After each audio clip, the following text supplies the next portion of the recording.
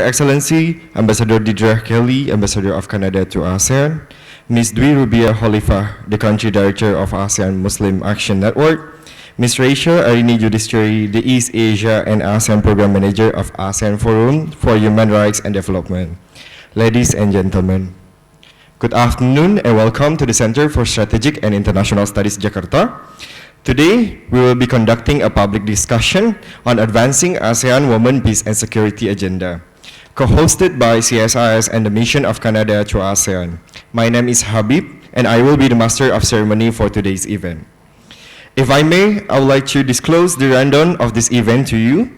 First, we are going to have welcoming remarks by Dr. Safia F. Muhibat as the Head of International Relations Department, CSIS, and followed by Her Excellency Ambassador Deidre Kelly, Ambassador of Canada to ASEAN.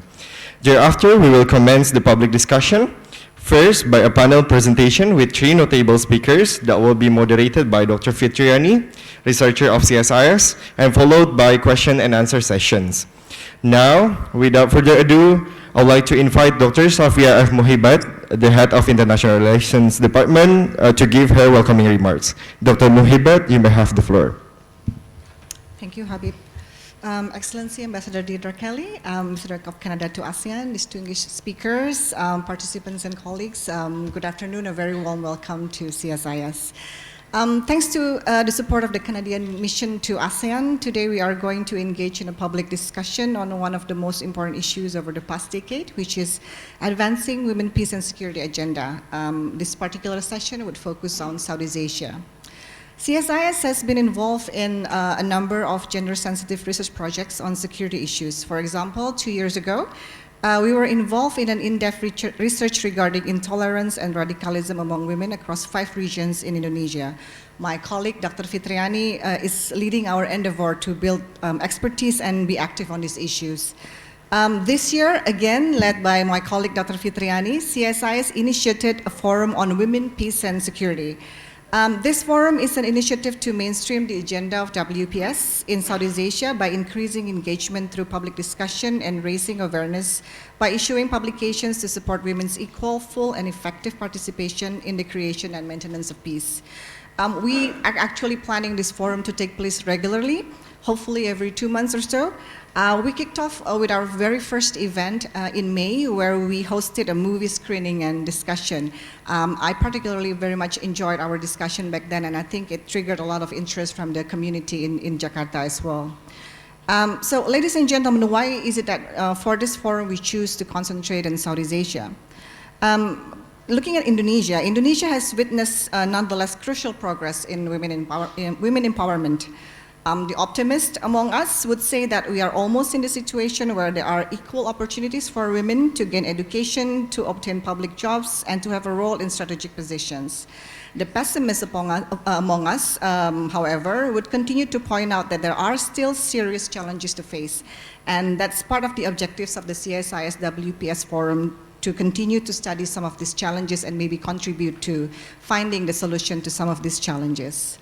At present, in Indonesia, President Joko Widodo has been complimented throughout his administration for having 9 very strong women in his cabinet. A research conducted by CSIS WPS team found that currently Indonesia has at least 11 female Indonesian ambassadors of a total of 93, also still a very small number.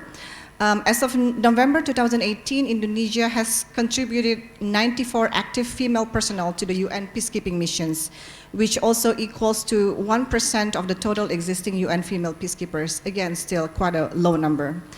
And although these numbers might be, it seems low at the moment, it is also accompanied by other quality enhancing endeavors both at the national and international level. Indonesia has launched its own national action plan on WPS in 2014. And now, as a non-permanent member of the UN Security Council, Indonesia selects WPS as one of its priorities. Earlier this year, Indonesia successfully organized a regional training on WPH, which involved 60 diplomats from the ASEAN countries, Timor-Leste and Papua New Guinea.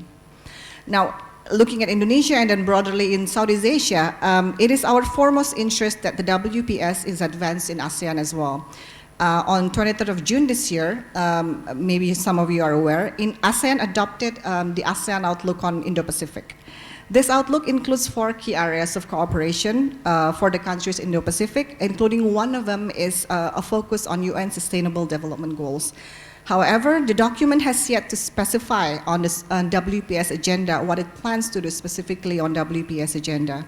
So bearing in mind that only 2 out of the 10 ASEAN countries already adopted its own national action plans on WPS, so Indonesia is one of them and Philippines is the other, it shows that perhaps this is not yet a mainstream agenda for Southeast Asia. So this means that at least for us at CSIS, we look at this as a challenge, that the region needs to continuously work hard in pushing this agenda for a better role for all Southeast Asian women. And to do so, ASEAN definitely still needs the support from its dialogue counterparts, Canada, for example, and other members of the international community. So having said this, I wish all of you a fruitful discussion today, and hopefully the outcome would contribute to the advancement of WPS agenda in the region. Thank you.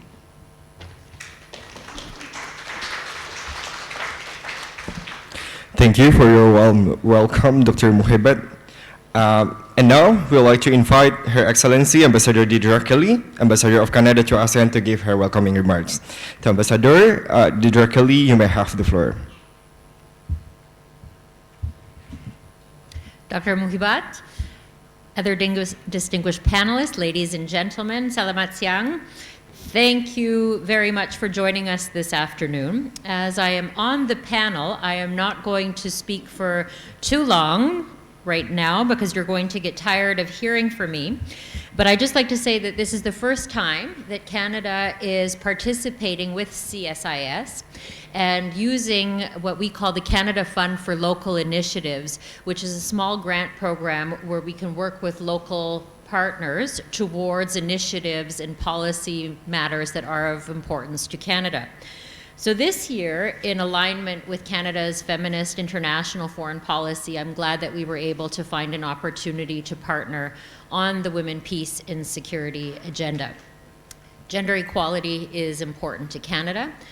It is at the core of our development assistance policy as well as our international foreign policy. And particularly as we lead into the 20th anniversary of United Nations Security Council Resolution 1325, which is all about women, peace, and security, we're happy that we're able to raise awareness and partner with organizations like CSIS in Indonesia, given that Indonesia is also a temporary member of the United Nations Security Council. Now, what is the Women, Peace and Security agenda all about? From our perspective, it's about promoting the intersection between gender equality and stability and increasing women's meaningful participation in conflict resolution, as it presents unique and pivotal opportunities to create gender transformative solutions and ultimately more peaceful and inclusive societies. And we see an urgency in addressing some of these issues because there are still over 100 countries that have discriminatory laws against women and other misrepresented groups or underrepresented groups.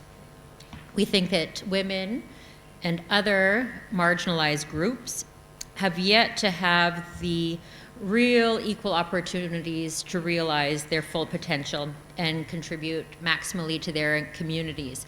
And that includes in decision making related to post-conflict or conflict scenarios.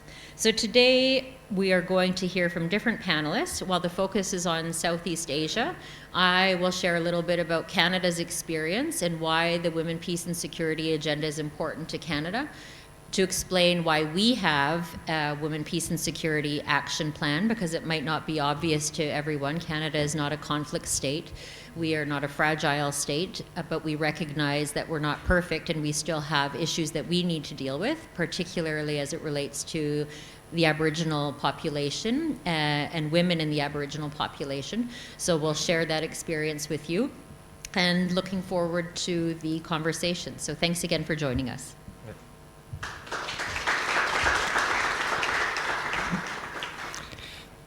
Thank you, Ambassador, for your welcoming remarks. Now we have come to the most anticipated moment, which is public discussion on advancing ASEAN Women, Peace and Security agenda. Now I would like to call CSIS researcher that will be moderating this discussion, Dr. Fitriani, to come to the stage and to introduce our honorable speakers. To Dr. Fitriani, you may have the floor, please.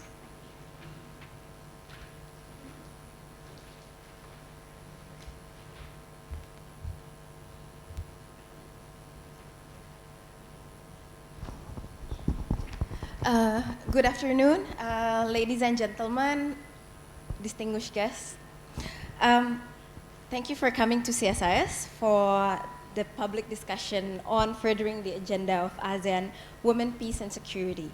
Today, we are honored and privileged to have three distinguished speakers that will be joining us to discuss from their perspective of what is the agenda of women, peace, and security is actually at, and how we can actually further the discussion, especially not for women that already empowered and able. Perhaps we can share our ability and power to empower other people. First, I would like to call to the stage the first speaker, Ms. Dwi Rubianti Khalifah. Mbak, please. I call her Mbak Ruby. She's well known. I think people here would already know her, some of you. She's Indonesia, next to me. She's Indonesia Country Director for the ASEAN Network, AMAN, with the focus on the role of women in peace building and interfaith cooperation. She assists young Muslim scholars conducting research on Muslims responding to modernity and globalization. She is active in writing regarding women issues, minority rights, and the role of women in peace building in journals and online, and also in online media. She has authored several books, including Contesting Discourse on Sexuality and Sexual Subjectivity Among Single Muslim Women in Pesantren, and co-authored The Future of Feminism, Confronting Fundamentalism, Conflict, and Neoliberalism.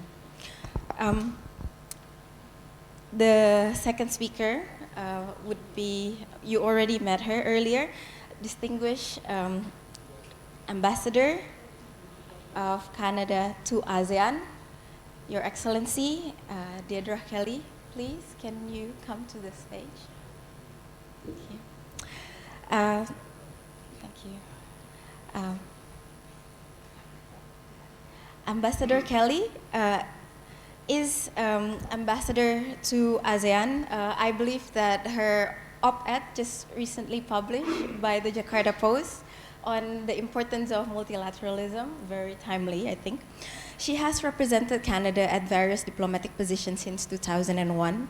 In Ottawa, previously, she worked as the Chief of Staff to the Assistant Deputy Minister for International Security and Global Affairs, Senior Nuclear Advisor and Program Manager in the Global Partnership Program, and Head of the Policy and Programming Unit in the Threat Assessment and Intelligence Service Division.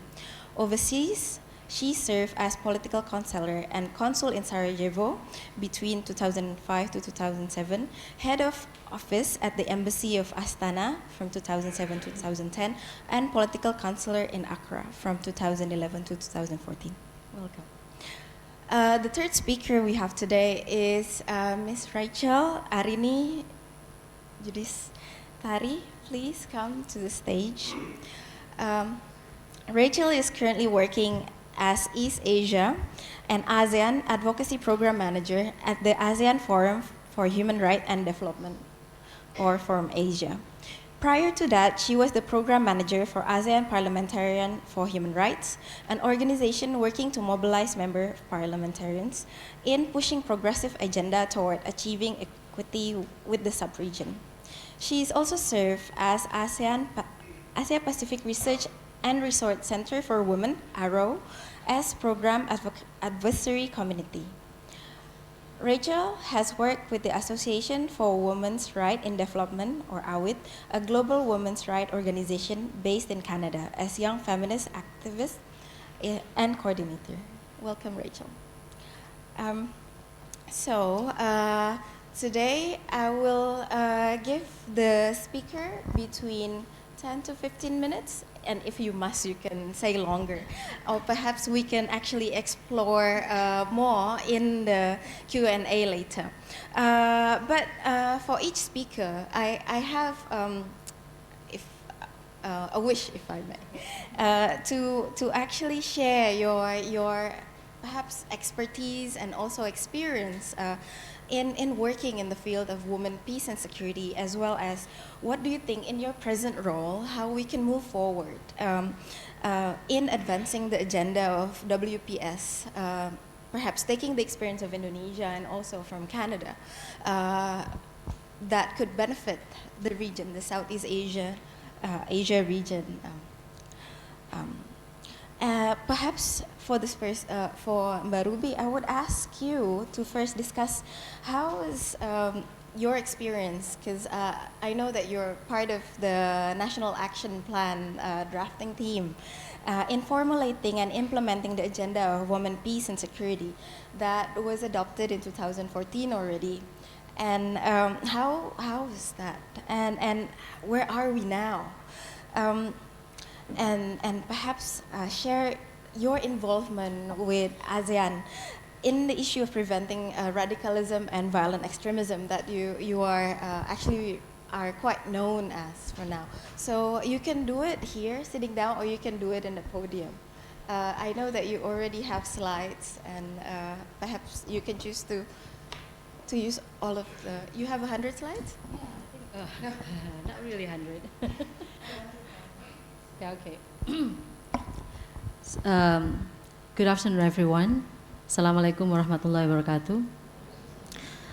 So it's really my honor to be here in CSIS. Never thought before. My first visit here was just misinformation about the date of the particular discussion on the book launch, I think, a year ago, and then I could not make up my schedule. So then this is my really first time come here, and then of course very happy to see all of people interested in listening update about the women, peace and security. So my personal engagement with women, peace and security in Indonesia started in 2011. I think I was as the fresh blood replacing some of the drafter that been frustrating about the the status of draft and how difficult to deal with the government at that time. And then we need somehow to have a fresh blood and then move forward to do negotiation. And until 2012, I think we really receiving a blessing from the national law on the number 7, 2012 on the social conflict management. So that is actually really blessing for us as a drafting committee, and then continuing the work much more easier, but of course under umbrella of the national law on social conflict management. So I'm interested to share with you the insights of how difficult it is, but actually currently we are facing the last period of the implementation of the National Action Plan in Indonesia, of course including with 32 provinces in Indonesia. And we are looking for the second generation of the National Action Plan. Hopefully that the Ministry of Women Empowerment and Child Protection having similar energy and also willingness as the previous period that we were in the drafting process at that time. So, okay, so this is me. Aside that I'm working in Indonesia, I'm also covering Asia, currently bridging what the good thing from Indonesia to Asia, specifically on the how do you call it, engagement of the religious leaders, specifically women ulama, in promoting peace as well as in preventing violent extremism in Southeast Asia. As well as, I think the good thing from Indonesia relating with the collaboration and partnership between civil society and government, also the unique thing that we also need to share to our friends in Southeast Asia or even beyond, in order to give a new nuance on how actually we work in collaboratively, more effective, but at the same time that's actually we opening long process of engagement between civil society and government, and that the exchange should start. I think I'm learning from development of National Action Plan in Indonesia.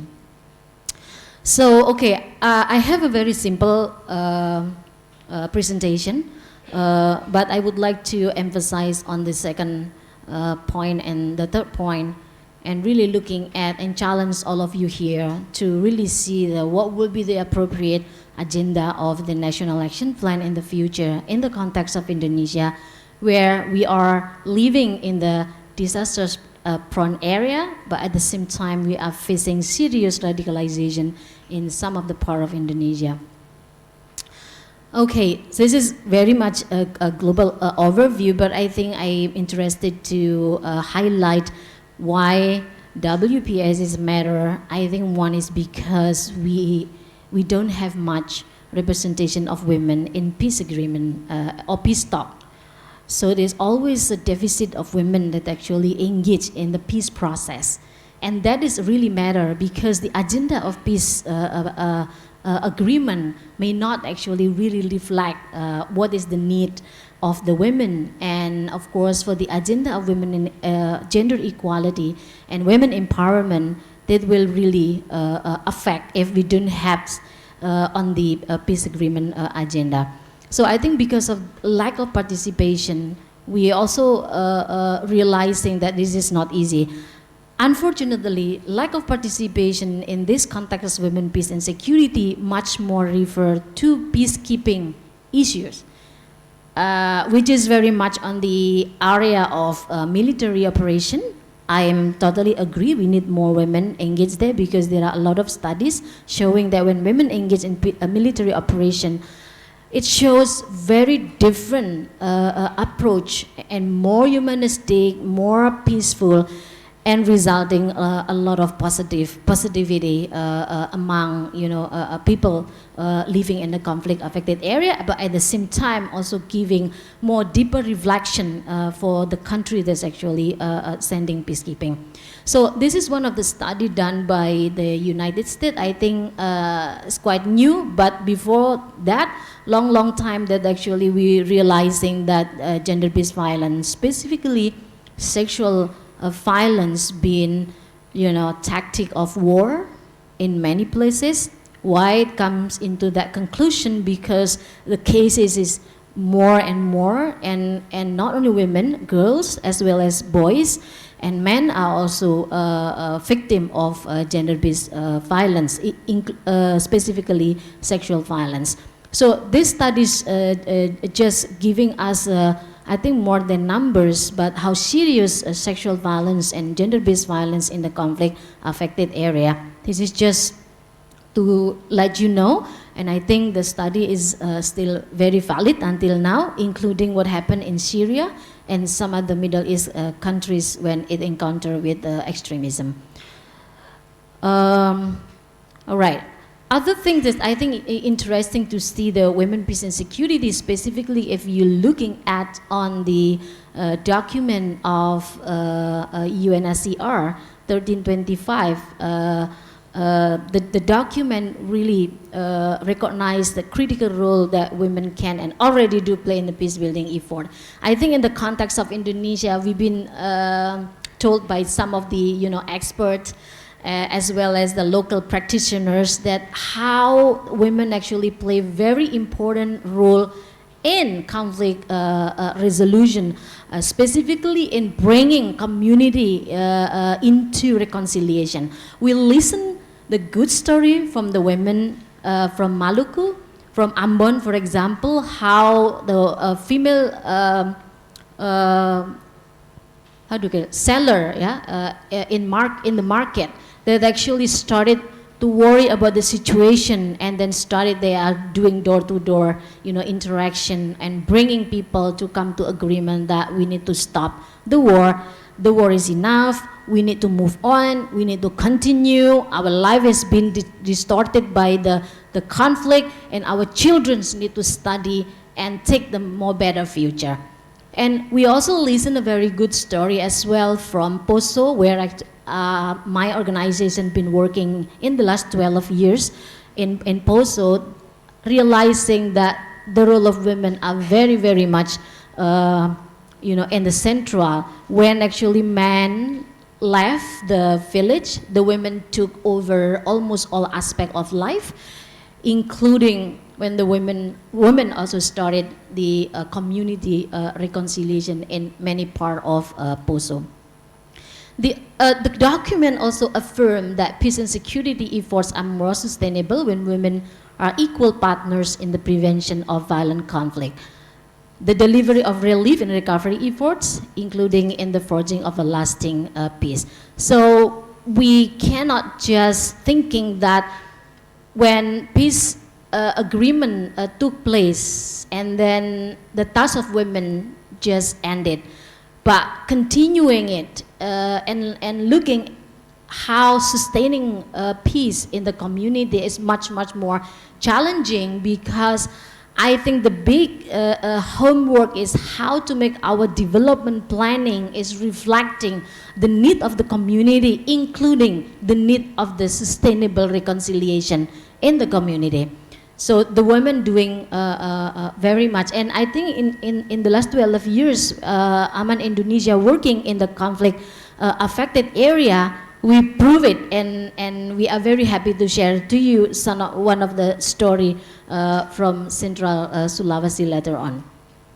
So, okay, go back to how actually Indonesia interpreted women, peace and security, specifically on the resolution 1325 in the context of Indonesia. So this is just give you an overview, but actually you can download, but it is in the Indonesian version, I think. The Perpres, what is that in English? The presidential decree, number 18, 2014, that actually about the protection and empowerment of women and children in social conflict. So it's derived from actually the spirit of Beijing Platform for Action, that in the area of concern E very much address on issue of women, peace and security agenda. So and highlighted one of the important agenda is increasing participation of women in decision-making process. It relates to peace building.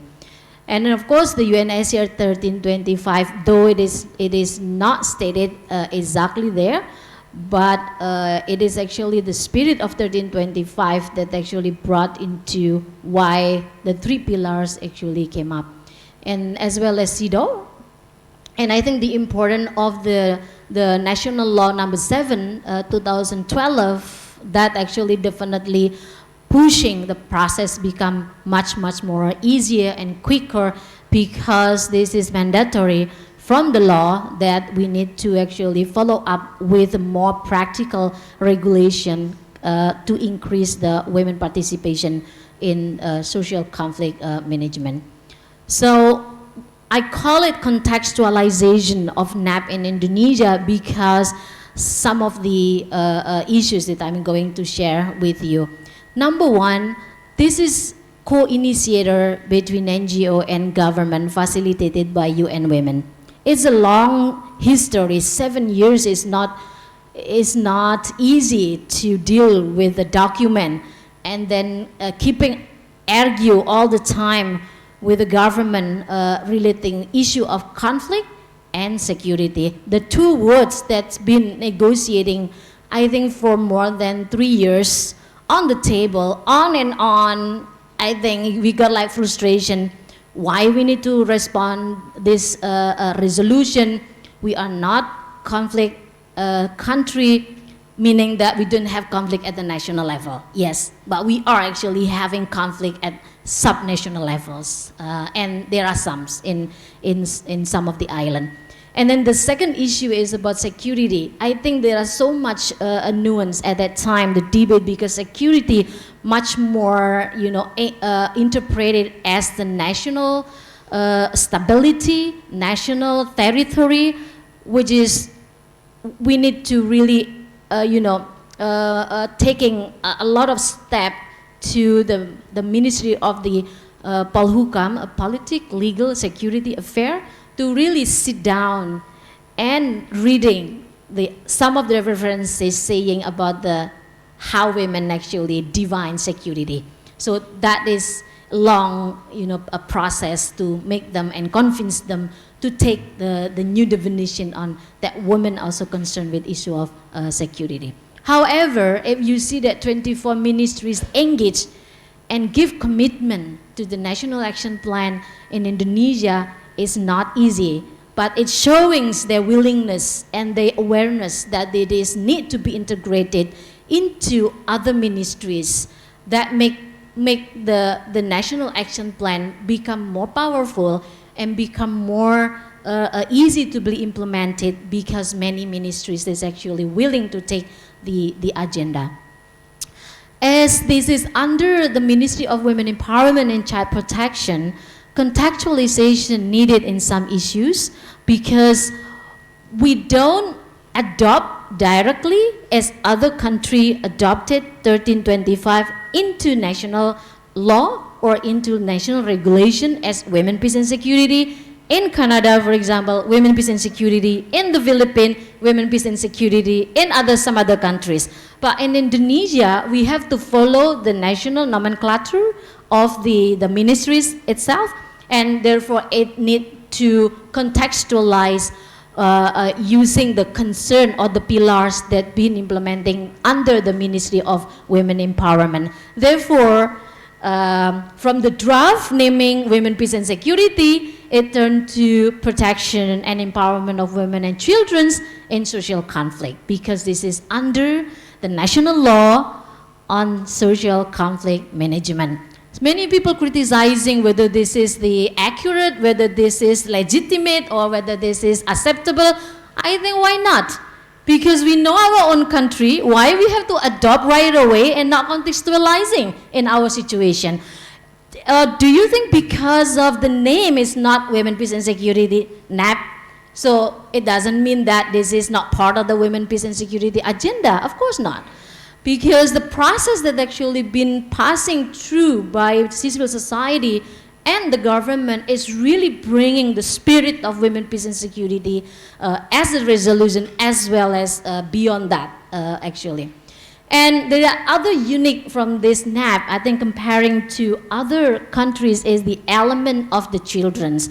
The children's here mean, of course, the girls, where actually we are facing a lot of we're receiving a lot of cases that girls experience gender-based violence in the conflict-affected area. So, as well as actually, we don't want to create another national action plan focusing on children in social conflict. So actually, instead of having separate, why don't we just putting together and see how actually we can address, at the same time. So this is the uniqueness. So this is finally the contextualization, as I mentioned. So instead of having 4 pillars as the 1325 normally has, like prevention, protection, participation, and relief recovery, it turned into prevention, handling conflict, participation, and empowerment. But the 4 pillars indicators actually bringing together into this 3 pillar, as it is actually the pillar where our Ministry of Women Empowerment and Child Protection working under this 3 pillar. So quickly, just to let you know what is actually on the prevention side, it's much more on the database, but actually there is an initiative on how actually to come up more integrated database that easily be accessed by the public. I am not quite sure with this. I think this is one of the very left behind agenda so far that I am actually stepping more detail into the implementation and monitoring closely and facilitating all the process together with the team. And then the other socialization and local action plan. Later on, I'm interested to share this because it's unlike the Philippines. In Indonesia, because decentralization, we need to bring, the national law into provincial law. So therefore, the local action plan or localization of action plan right away took place after the national action plan itself launched on, I think, October or March 2014. And some capacity building, and there is an element, element early warning system there with a gender sensitive indicator. On handling conflict, there are two parts. Handling conflict by the police on the crisis, we don't work much on that, but we actually, the National Action Plan recommended to work more on gender sensitive relief and recovery. Therefore, you may see that the Ministry of Women Empowerment very much concerned on how actually to make sure the relief and recovery is really showing the gender sensitive indicators so that at the local level, as well as providing assistance how the local government can implement that concept. The provision of direct service for survivor of conflict, law enforcement, ensuring restitution of survivor of conflict. It is not easy, but it is under advocacy by civil society as well. So the participation and empowerment is more as well on capacity building, but the element of economic empowerment, you will see that a lot of intervention that the ministry would like to do. But I think only some of them been able to implement it, and the rest, I think, got difficulty on how actually to move on, specifically on building the economic ecosystem in that area. So the Women Peace Negotiator training is actually one of the successful among those agenda, because the ministry implementing this, and also civil society doing a lot of work on the capacity building. How actually we should be able to have pool of resources among women that ready to engage with the negotiation process. So the localization of NAP, because of decentralization of governance system, facilitating the development of local action plan. So through the national law 32 on the local government, so that actually the process has become easier, because it's like mandatory for the provincial government to actually implementing the national action plan into the provincial level, even into city and district level. Specifically, those who experience a conflict before, or they are prone to conflict, as well as prone to intolerance. So the contextualization of NAP 13 RAN P3KS, it is in Bahasa, into provincial level with full participation of civil society, because the spirit of the development of national action plan at the national level at the beginning is always engage civil society along. So government never actually been alone discussing about women, peace and security. This is the beauty of this, how the engagement happen. Civil society can learn about how difficult the bureaucracy to negotiate with a certain term, and that actually we need to learn.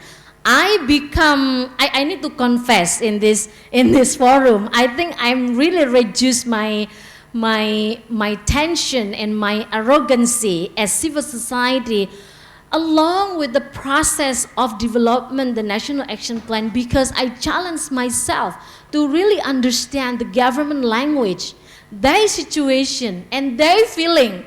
That is part of the negotiation. Cannot be, we cannot step, up forward without this really getting consensus in this forum, including to get a same understanding about why we need to have the National Action Plan, why security and why women and other very important issue. As well as the government actually need to learn about the nature of civil society work and the language. So I think both sides, us as civil society and the government, get a lot of advantage when the development is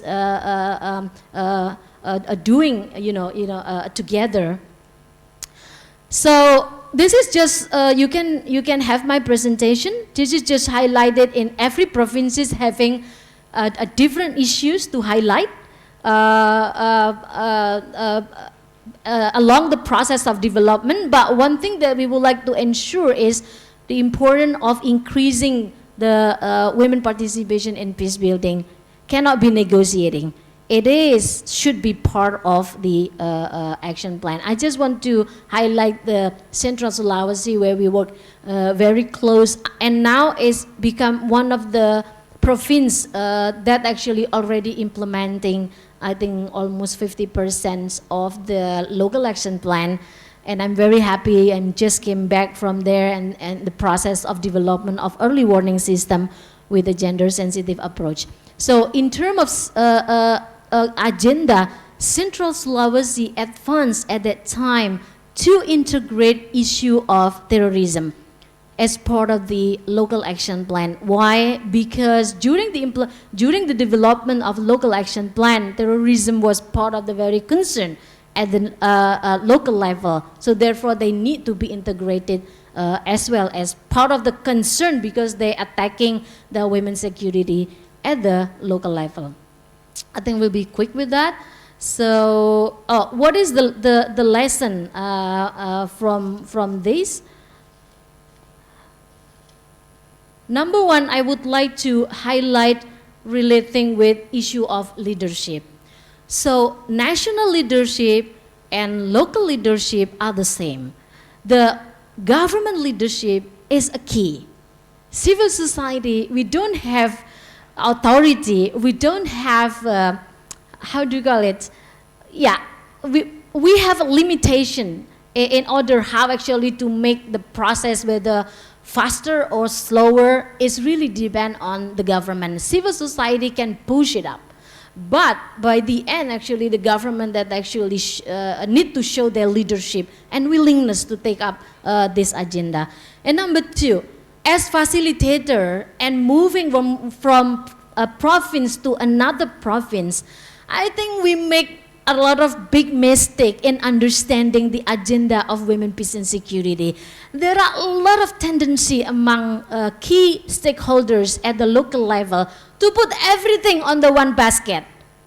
And I have to be like a devil advocate every time, and then saying that this is not women, peace and security. You don't need to put on this basket, just put it away. And then let other actually division to respond this. And this is yes. So to make sure people that what is actually the women, peace and security agenda is also need to convince them that we don't need to actually doing business as usual. You don't need to have your national action plan or local action plan full of everything. It's not that story. The story is actually how your national action plan or local action plan can actually address the very significant issue on women, peace and security, including issue of participation in decision-making process, security sector reform, because we need to have more gender-sensitive approach on that. That is why we also very happy that Indonesia having more and more women in peace as a peacekeepers. The other is the element of prevention on the education, peace education, as well as the early warning system. How actually our community with their resilient able to detect a conflict before a conflict become violence. And that is actually the ability that we need to make people really understand. The last lesson is the local knowledge. Friends here, Indonesia been working a lot on peace building. I think a lot of projects been implementing so far in Indonesia. Specific, if you ever recognize project called Peace Through Development, PTD, yeah. This is actually implementing by UNDP in collaboration with the Bappenas, is the national planning body in Indonesia. It's a huge a project in Indonesia. And they've been actually implementing very, very well. So our job is actually to bring back the local knowledge. So we need to really ensure that the knowledge is already there. And then we just need to make it more gender sensitive and to adapt with the new situation instead of you develop from very, very zero. So this is the second, I have like second generation, just 5 minutes. So we are actually facing the new generation of our NAP. I've been facilitating a massive development of local action plan, and I got frustration that not all provinces actually are willing really to have this. Some provinces, they're showing a lot of cooperative and collaboration, and they come up with, you know, the local action plan. I think perhaps now we have like 15 around that. The conflict of a prone area that currently proud having national action plan. I hope I'm not mistaken the number. With the different focus of each province. However, we are actually in Indonesia living in disasters. We kind of like a fabric of disasters, let's say like that. A lot of disasters. And our people is actually living even in the red zone of the disaster. Like recently this tsunami in Palu, Central Sulawesi, where we are working. So we really need to think about that. If you are actually misinput on your database victim and survivor of disaster and create chaotic situation on distribution of the direct services, it easily can turn to conflict, social conflict. If you are slow and having inaccurate data of damage assessment causing distrust, tension, and violence, that easily actually open up the conflict as well. Misinput on baseline of household, in transparent and accountable system to respond post-disaster situation, causing uncertainty. I just came back from Palu. I got a lot of very, worrying story about this. And lastly, ineffectiveness in handling security and post-disaster, where people in vulnerable situation, potentially external disturbance tapping into the community, such as drug dealers, criminal, spreading of intolerance teaching in community from external radical organization. And I think we really need to pay attention a lot on this. So the other situation is our trends of terrorism in Indonesia have been shifted, right? From backyard to dining room. It is no longer secret mission. It is already mission under family. It is already engaged women and children in doing a terror act. The gender construction is no longer a white and black, where women actually doing much more domestic, stuff, and then you see male actually taking a lot of action in public. But currently, gender construction is blurred, dynamic, and flux, and where actually you see that women in this group are more taking actions in public, and they are willing actually to be even suicide bombers. So this is very much in line what actually IPAC predicted in their report, I think 2017. The report showing very clear, if you pay attention on the blue highlight. So from 1980s until 2016, there have been a lot of shifting in terms of the role of women. And you see that the era of internet and social media pushing women more and more taking active in doing propaganda, financings, as well as doing very active agent in terrorism. So that is scary actually. So friends, again in Indonesia, the three important contexts need to be taken into consideration when we are building the second generation of NAP. Number one is post-conflict area. Number two is post-disaster area. Number 3, that actually the spreading radicalization. So the 3 intersection and how our national action plan in the future can respond these 3 effectively. So I think I should end up with that and then continue with a discussion including how our work and in Central Sulawesi been effective in engaging women to be peace agent. Thank you so much. Thank you, Marubi.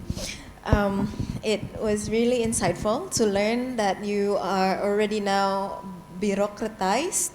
No, and no, I'm sorry, but finally, after 7 years, we have Indonesia have the first national action plan, and hopefully, we don't need that long to have to the negotiation stage to produce the second generation of national action plan, and perhaps now we turn to Ambassador Kelly to learn more about the Canada experience and also from the government perspective, perhaps because so far that I'm aware, maybe I'm wrong, so you can later explain further.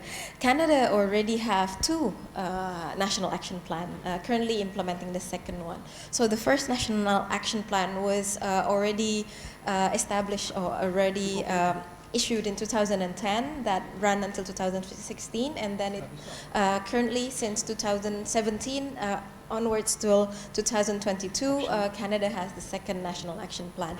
Now, I want to know more if Marubi already shared the Indonesian experience and concern that already implemented in Indonesian national action plan, and for example, the fear that the government don't want to be considered as a conflict country, and as well as the nomenclature of the ministry that have to have the women empowerment term in it. And can you share from Canada experience on how does Canada formulate as well as implement the first national action plan, and now you have passed the reviewing process of your first national action plan, as well as I get this feeling from Ruby. How do you negotiate and meet with the civil society? How do you incorporate their inputs? I don't know whether this is would be helpful to discuss, and what we are interested in, because not all country has its own national action plan, whether having national action plan actually useful, right? Whether it is effective, because from Barubi we heard about there is a weakness in Indonesia about the monitoring, and then she's quite frank about it. And how is Canada experience? So time is yours. Thank you. I would be happy to, but maybe before we begin, I can tell you I spend a lot of time during my day sitting in cars, going to meetings, and sitting in my desk writing emails and sitting in meetings. So if you guys will all humor me, maybe we can just stand up and stretch for a second before we go into the next round. So please, we'll all feel better. All right. Everybody feel limber? Okay. Thank you for indulging me. You know, when I come to these events, I always start with very detailed notes and stories and points that I want to make. And then as I hear the other panelists, it triggers something else that I'd like to say. Or I realize, oh, I don't need to talk about that because it's already been covered. So looking down at my notes, there are lots of scratches and X's and little notes that I've written to myself. So I'm going to deviate from the plan a little bit. And I will try to touch on some of the points that you asked me to raise as well. Recognizing we're a little bit over time, and I want to recognize everybody's schedules and commitments, so I will do as much as I can in the time allotted. I think to begin with, we heard at the very beginning of the section from Dr. Muhabat and from Ibu Khalifa about the scene that we are facing, both in Indonesia and across ASEAN, in terms of some of the challenges and some of the successes that we've had. So even though this wasn't according to my original script, maybe I can give you a little bit of a scene setter about, the thinking in Canada and the situation that we were, our reality when we put together the second action plan. So Prime Minister Trudeau and his government, they were elected in 2015. And from the very beginning, one of the priorities of his government was to highlight the need for greater gender equality.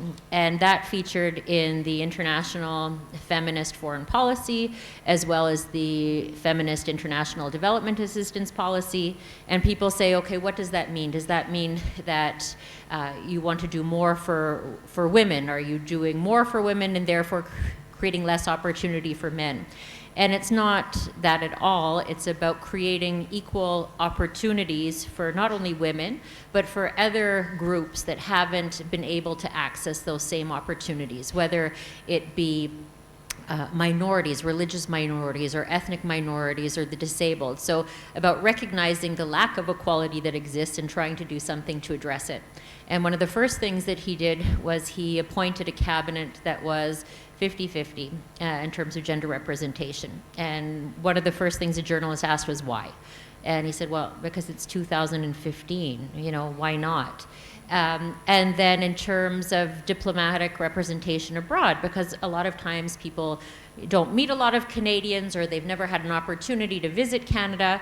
And so it was also a focus of the government to try to have an equal representation in terms of the appointments of ambassadors abroad. And so currently there was a reference made to the ASEAN region. Right now, in 11 of our ASEAN missions, so the 10 ASEAN countries plus the ASEAN mission, we have 8 out of 11 heads of office, ambassadors or heads of office that are women. So it's about, leading in terms of how we present ourselves, in terms of how we projecting ourselves, but also in terms of meaningful contributions.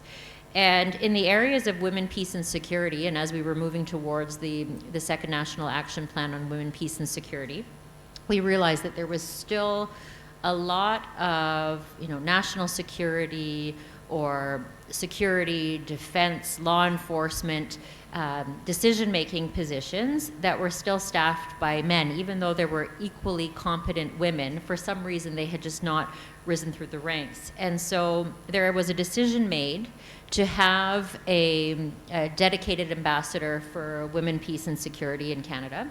The Prime Minister just announced her. Her name is Jacqueline O'Neill, so she's starting. And there we go. She's known. Apparently, they've worked together. And one of the things that she's going to be doing, so in terms of addressing your question of, is it useful? Do you really need to have an action plan on women, peace, and security? One of the things that she's going to be doing is working with each of the departments and agencies that are part of the National Action Plan to make sure that they're actually first, that they're aware of the commitments, that they are coordinating, that they're consistent, and that we continue to update our approach as we go along.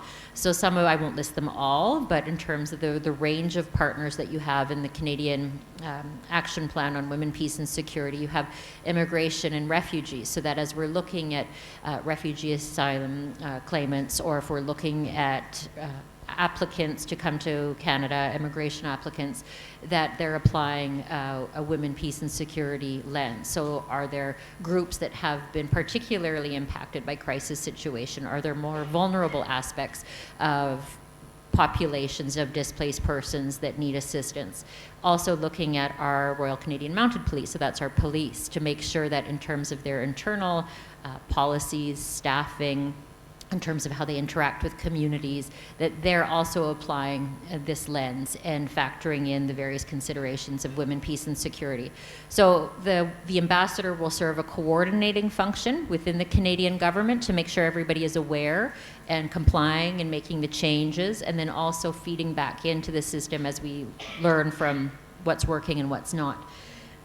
In terms of Canada's action plan, Canada's not a conflict state, we're not a fragile state, but we do have 5 objectives, and that is, number 1, is to increase meaningful participation of women and women's organization in conflict prevention, conflict resolution, and post-conflict state building. So that can be in terms of the type of assistance that we're giving with our development assistance. Are we giving it to big third-party implementers, or are we giving it to grassroots organization, or a complementary composition of both, so that you have that local expertise but also the capacity for project implementation? Second, we are looking at the need to prevent, respond, and end impunity for sexual and gender-based violence and sexual exploitation and abuse, and that includes by peacekeepers and other international personnel. Third, and this is a consistent approach across government policy, is to promote and protect women and girls' human rights, their empowerment, and gender equality. 4 is to meet the specific needs of women and girls in humanitarian settings, in particular access to sexual and reproductive health services. And then 5 is to strengthen the capacity of peace operations to advance the women, peace, and security agenda. So that's when we get into areas like such as capacity building initiatives, where we're working with different law enforcement agencies or providing training for peace ops deployments, and making sure that the personnel that are going to be deployed are aware of the commitments and the challenges, and that their practices are modern and sensitive. And I guess this begs the question, so why does Canada think all of this is important? And I would say, first of all, because we believe strongly that multilateralism matters. We have long been a proponent and an active member in the multilateral community. And we believe strongly that solutions to problems cannot be found by one country alone, and that you need to work together. We also have a long history of advocating gender equality and human rights. And we've seen that when included in peace negotiations, women, including young women, girls from different socioeconomic backgrounds, can broaden the agenda between that of the warring parties and increase community buy-in. Even during one of my former assignments when I was in West Africa and Ghana, for example, Ghana is a relatively peaceful, stable country, but you do have traditional chieftaincies that are active, particularly in northern part, central and northern part of the country. And there you saw that a lot of times it was the women, the chiefs are traditionally men, but that their women and their family members played strong roles in terms of preventing conflict, or to calming down the environment when there were small-scale conflicts that would emerge between communities. We also think that if you look at the 2030 Sustainable Development Goals, that there is a solid link between peace, human rights, economic development, inclusive governance, institutions, and that poverty and inequalities pose major risks to the stability and security of all societies. And that's why it is so important that we are as inclusive as possible in terms of prevention and reconstruction efforts. Canada has a long history of supporting different women, peace, and security agendas and activities around the world, but maybe I'll share one example that is not related to Southeast Asia, but I think is interesting nonetheless, and that's with regard to our support and engagement in Colombia. So in Colombia, you had the formal cessation of hostilities with FARC, the Revolutionary Armed Forces of Colombia, in 2016. And that was historic because it marked the end of a 52-year conflict that caused more than 220,000 deaths, 50,000 disappearances, and the displacement of 7 million Colombians. But the peace process was also historic because of how it evolved, setting an international precedent for the inclusion of groups that had traditionally been marginalized in previous peace attempts. And that included women, indigenous people, youth, LGBTQ2, the lesbian, gay, bisexual, transgender, queer, and two-spirit communities, and for the first time, a gender subcommission established by the negotiators from both the government and FARC with representatives. And so because of having that very diverse view of opinions and approaches and individuals that were trying to bring a solution, it was finally successful. So I think in terms of future negotiations or peace processes, it's an example to look at. And Canada was there with Colombia to help it succeed in terms of support that it was providing to various groups, including women's groups, indigenous groups, as well as law enforcement and military. In terms of sexual exploitation and abuse, unfortunately, we see cases of abuse by individuals that have been sent to deploy civilians, and that brings a certain level of mistrust to the entire mission. You also see instances of abuse from staff to staff, so senior officers or officers within an organization, a humanitarian organization, international organization, or some of the other security groups who perpetrate crimes against their own members, and that discourages women and other groups from participating in these missions. So there's a need to not turn a blind eye and to be willing to address these very difficult issues in terms of internal policies and human resources practices as well. And so Canada has been very vocal in that stage as well. And that includes in terms of involving, addressing issues that would involve deployed Canadians as well. Finally, in terms of humanitarian assistance, women and girls, especially those that are further disadvantaged by factors such as age, disability, ethnicity, or income, are particularly vulnerable during crisis, such as conflict. And often they carry a heavier burden of care for both families and the communities at large, but their contributions are often not recognized as leadership. They're also, women and girls also have a higher risk for abuse, including exploitation and violence. And so failing to address those issues in terms of the way that we deliver humanitarian assistance also continues that cycle of exploitation and violence. And so there's a brand new mindset in terms of how humanitarian assistance is delivered and the type of oversight and accountability that's required. And that includes making sure that survivors have access to emergency medical services, counseling, and legal assistance. I'm not going to touch a lot on the link between radicalization to violence and violent extremism and the WPS agenda, because I think that we have covered it quite a bit in terms of our presentation looking at Indonesia. I'll just say that I think our policies and programs to counter terrorism, radicalization to violence need to continue to be integrated in the WPS agenda. But we also need to have a nuanced understanding of the links between armed conflict, violent extremism, and terrorism. And I don't think we yet have that full comprehension. And then my last point, I mentioned that I was going to share with you Canada's own lessons learned and our recognition that we're not perfect either. And that's with regard to our Indigenous peoples. And so we believe that a solid Canada is a Canada that is strong from within. And we recognize, and there has been a concerted effort by this government to recognize that Indigenous women and girls in particular face intersecting discrimination and violence based on gender, race, socioeconomic status, and other identity factors, not least underlying historic causes. And I particularly refer to the legacy of colonialism and the devastation caused by the residential school system in Canada. And while Indigenous women make up 4% of Canada's total number of women, 16% of all women murdered in Canada between 1980 and 2012 were Indigenous.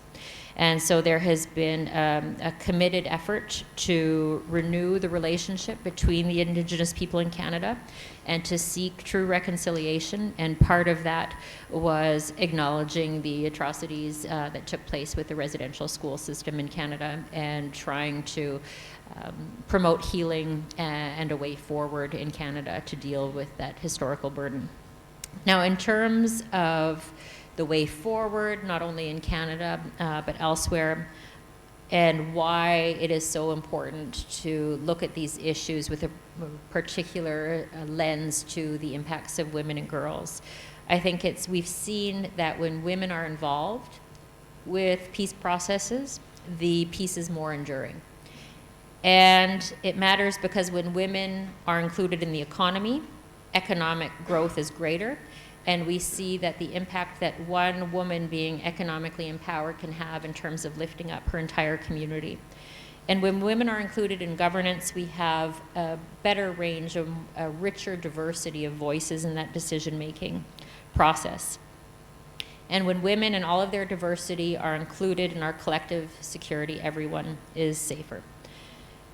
So I think those are the main points that I wanted to raise. Thank you very much for attending and for listening, and I'd be happy to take any questions. In terms of the points that you asked me to raise, was there anything that I forgot?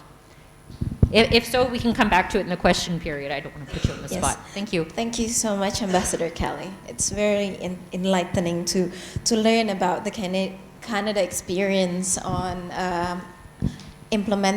formulating and implementing national action plan, as well as learning about the Canada experience, how you committed to feminist foreign policy, and also have ambassador dedicated for women, peace and security. Hopefully we can engage with Ambassador Jacqueline O'Neill later on, but really, we're really happy that you're here. And also thank you for being humble to share that although Canada is a big country, and admittedly so, you're far. So it's good to learn that you have also, Indonesia also have a problem with indigenous women, and that indigenous communities itself is not recognized. Additionally, even more indigenous women, and especially when you say the issue of colonialism, and Indonesia also are very much affected by that, and hopefully we can find the bridging there to actually learn how to draft a better national action plan that would actually give a better impact to women. Maybe we can discuss that later on. Now we can turn to Miss Rachel Arini Yudhisteri, that can perhaps offer us how the situation of women in the greater region of Southeast Asia. You are a human rights activist, and perhaps you can share with us, how does it feel being a woman as an activist of human rights, and how does that look? Whether women's right is actually already recognized as part of human rights, and how's the promotion and protection? Perhaps you can later provide a recommendation, because Forum Asia, the organization that you work with, is focusing on more of a regional action and how we can bring this issue forward. Perhaps maybe seeing conflicts area or situation instability in the region. For example, we understand the issue of Rohingya. Perhaps can we use the issue of women, peace and security as an entry point? How do you see? Because in the one side we have more women as refugees and displaced person, but in the other hand, as Ruby has also highlighted, women are more sort of empowered. Can I say that? As contributing more in violent extremism. So the floor is yours, Ms. Rini. Thank you, Mbak Fitri. I hope I still remember all the questions because it's a lot of questions. But yeah, I'm trying my best to utilize the time that are available to address to unpacking the situations in the regions, and also where are we in terms of realization and protection of human rights in ASEAN. And then, as Mbak Fitri mentioned, I'm working with organizations. It's a regional organization called the Asian Forum for Human Rights and Development. For the past 27 years, we've been working to protect and promote human rights in the regions. And then we also provide rapid response assistance for human rights defenders at risk. And actually, since 2004, we've been working to advocate for the creation of ASEAN human rights mechanism. And when the body was created in 2009 until now, every year we provide an annual assessment on the performance of the ASEAN human rights mechanism and how it can be strengthened further for addressing the issues of human rights in the region. So actually, when we are talking about Southeast Asia, the second words that coming to our mind, of course, we are thinking about ASEAN, the Association of Southeast Asian Nations. And because of that, thank you for ASEAN. We don't need visa to enter other countries.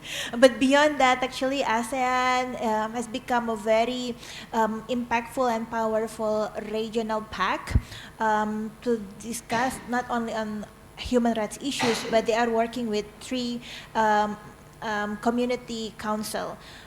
In ASEAN, the first community council are focused on political security, and then the second one is focused on economic, and the third one is social and cultural. Because we talk about peace and security, I will address the ASEAN political security community in a more holistic manner.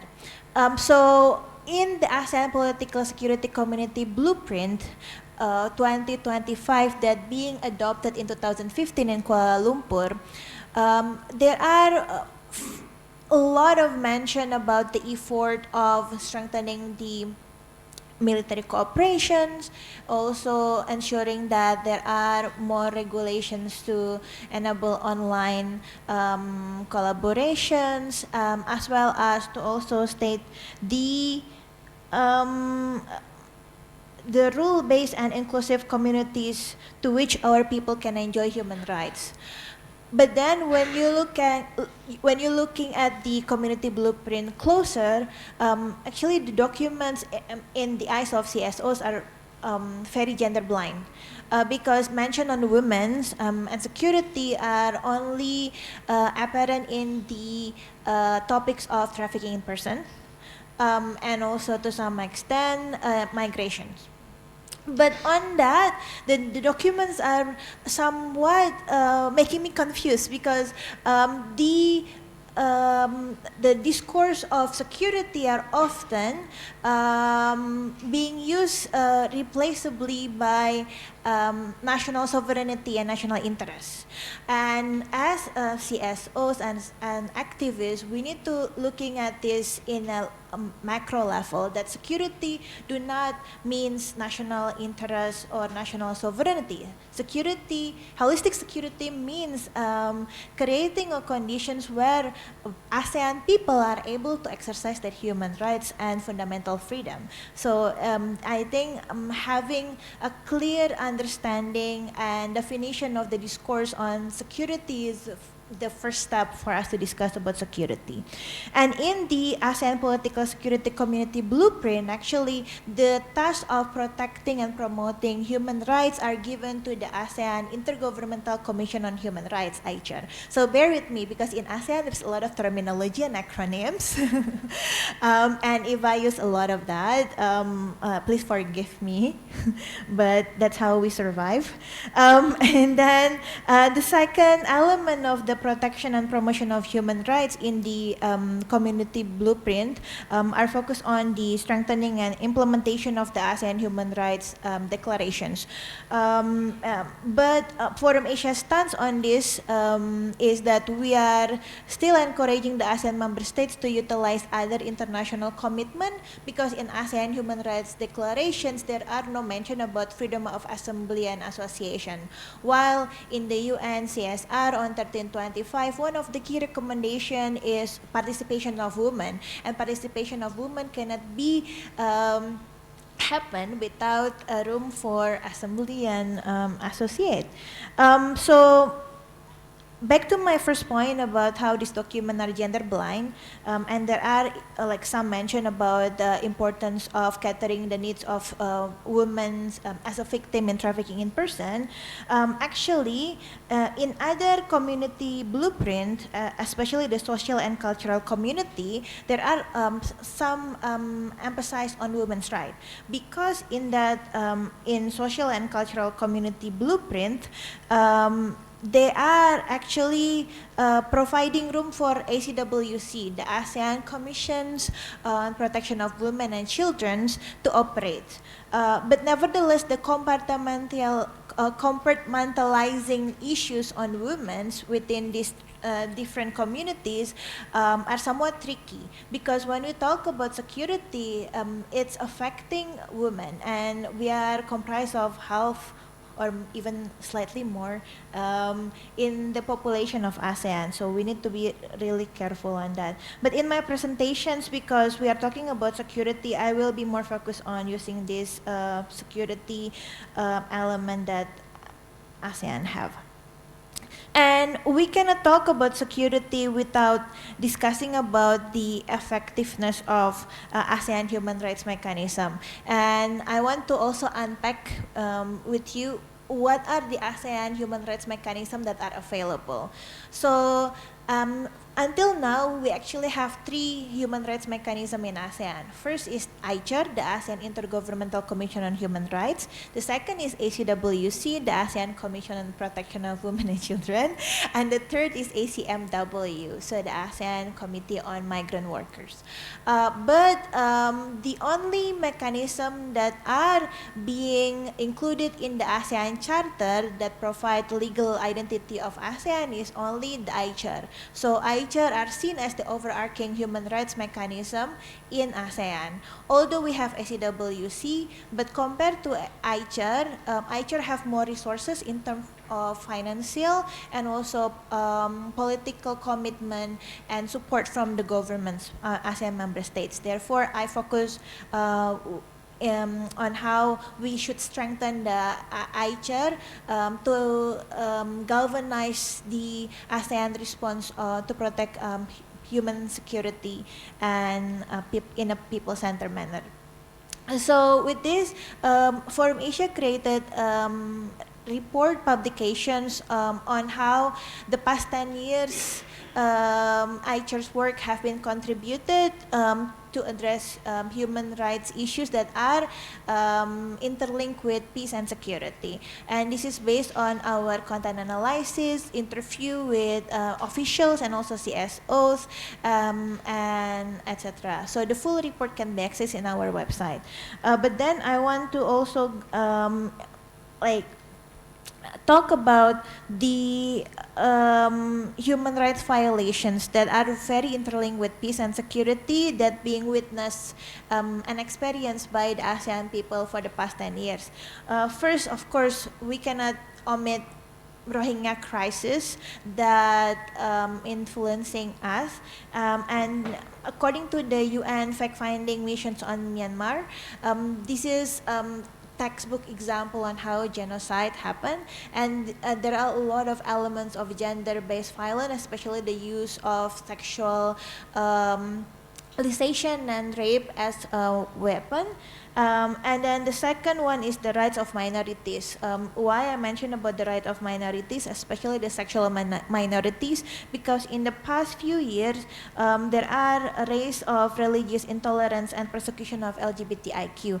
And within the ASEAN blueprint, actually there's no mention on the protection of the sexual minorities or people with diverse sexual orientation and gender identities, but in ACWC regional plan of actions to eliminate violence against women and children, actually that document is the only document in ASEAN that talk about LGBTIQ rights in the perspective of protection of children's LGBTIQ.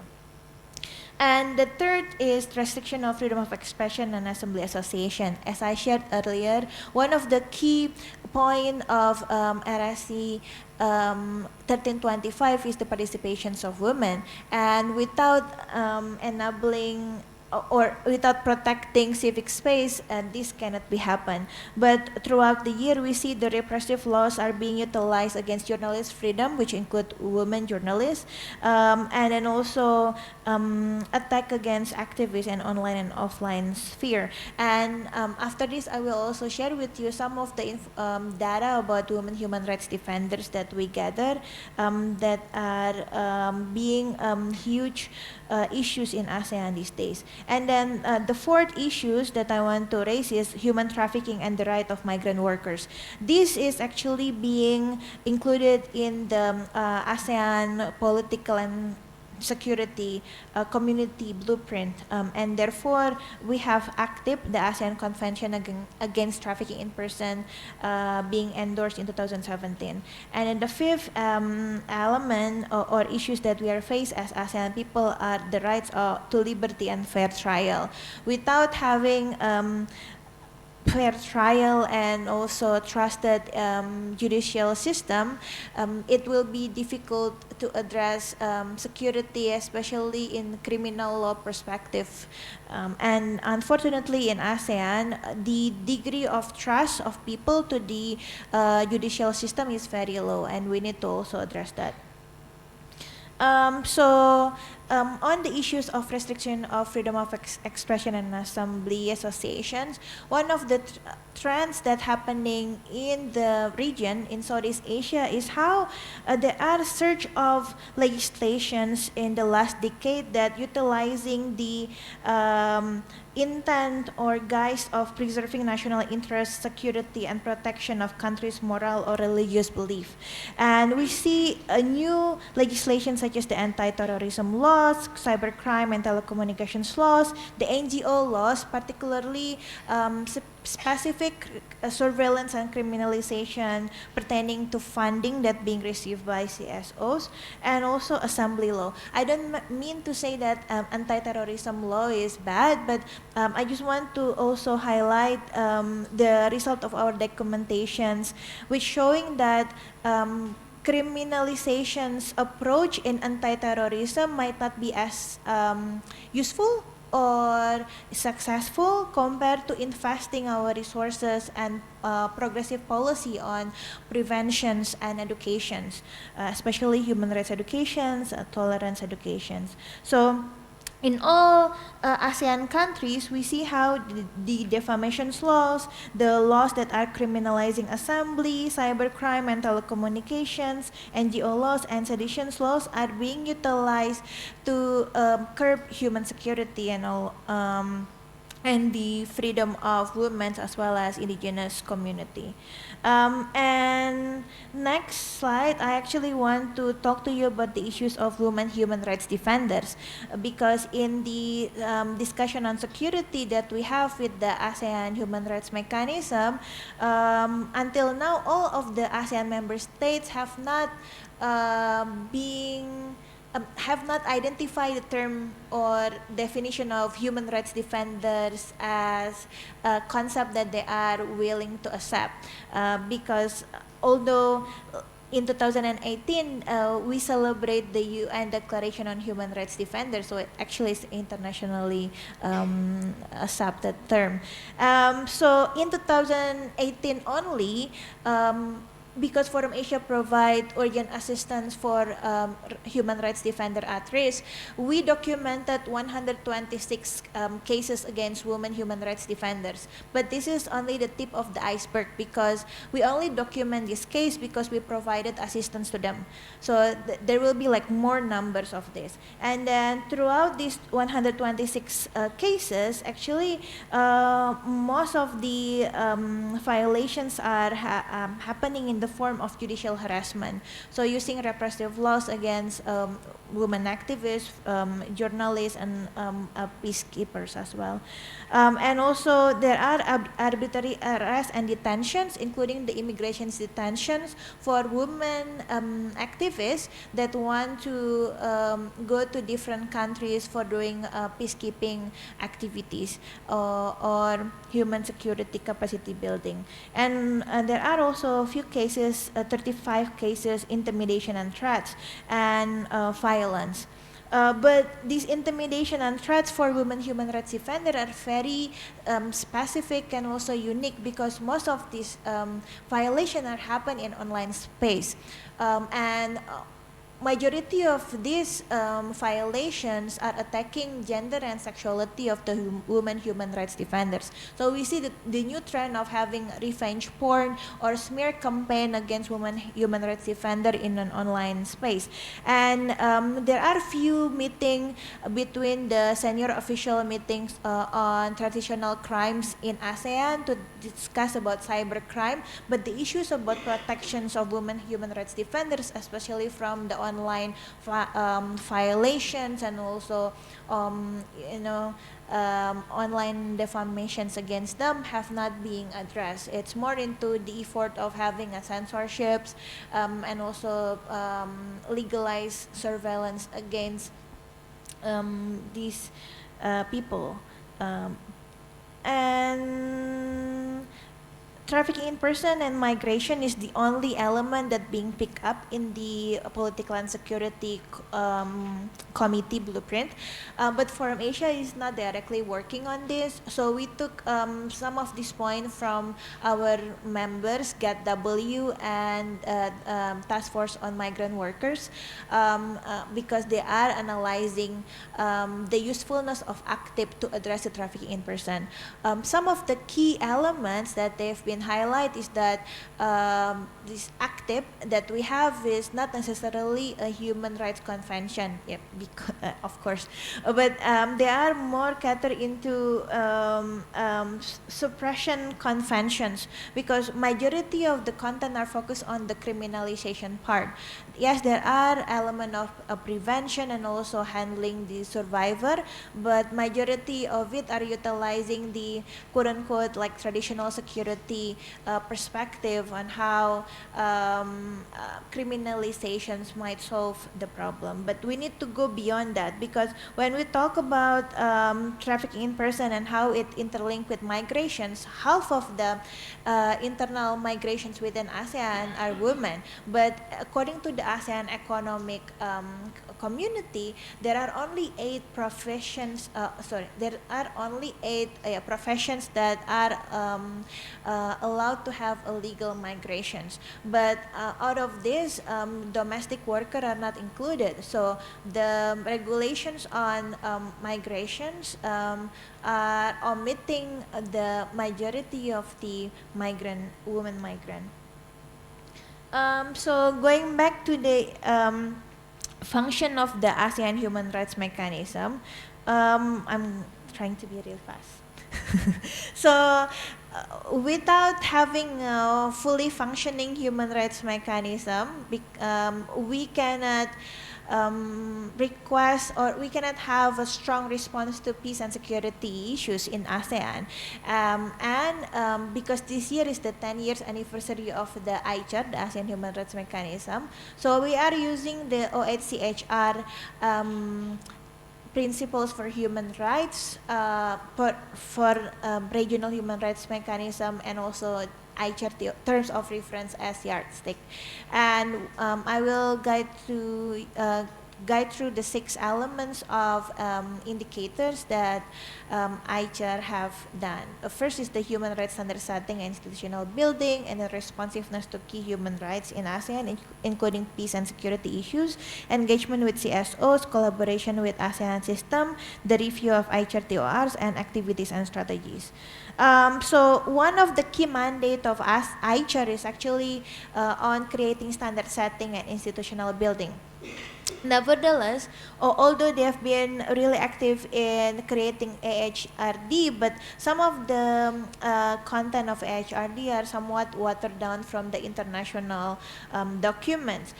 Then when we compare it with other regional mechanism, even ECOWAS, which is economic commissions on Western Africa nations, although their interests are on economic partnerships, they manage to have human rights court, not court, but like a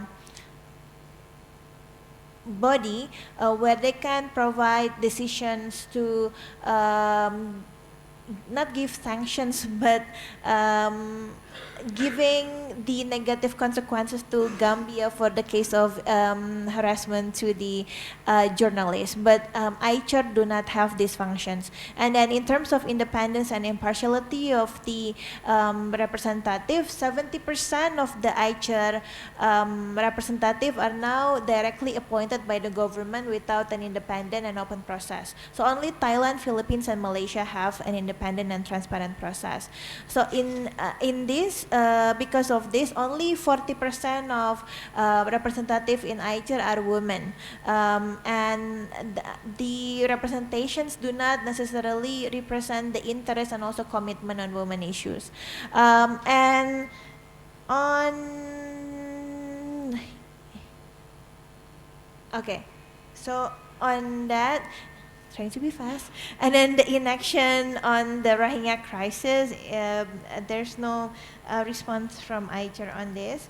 And then on engagement with CSOs. So only 2015, ICHR have a mechanism to interact with the CSOs.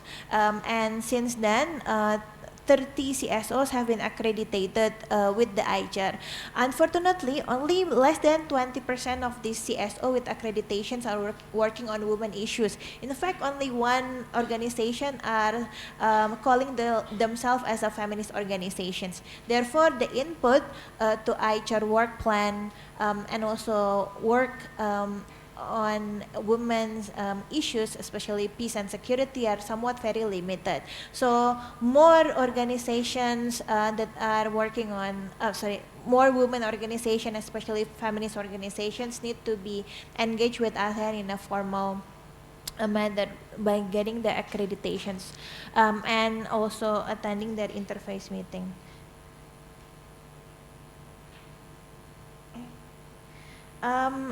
And then until now, for the past 5 years, ICHR has spent $6 million USD on 121 activities, such as workshop, thematic studies, youth debate, dialogue, but very limited numbers of these activities are catered towards women, because most of the time they will say, oh, women rights issues is the responsibilities of ACWC, it's not our responsibilities. But as an overarching human rights bodies, actually they need to also work together with ACWC to make some effort to expedite or addressing women's rights issues. And there are very limited activities that caters toward peace and security because of the non-interference principles. So they said that peace and security issues are like national issues that not need to be discussed in a regional table. But beyond that, human rights, we need to also promote the regional, alternative regionalism when the issues are affecting the countries and the neighborhood countries. ASEAN needs to looking at their other principles, such as the respect of human rights and fundamental freedoms, and do not really using the non-interference principle as an excuse.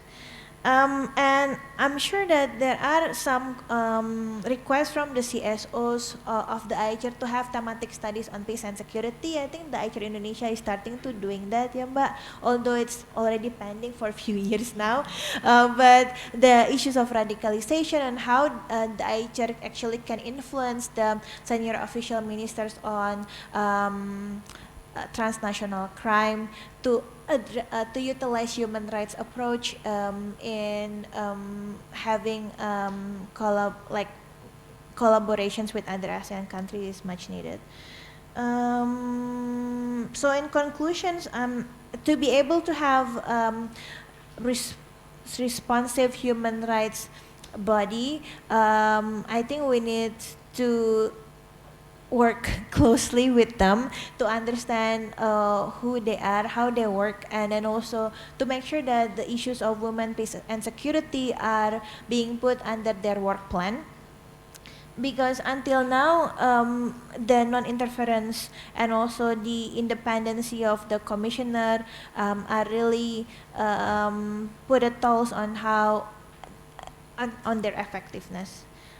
So there are some recommendations that we can provide to the IJER themselves. I will go through it like very quickly. First is like to undertake their current term of reference to do protection work, and also to address issues on peace and security. But in order to do this, we need to do lobbying to them and making sure that they know the importance of the issues.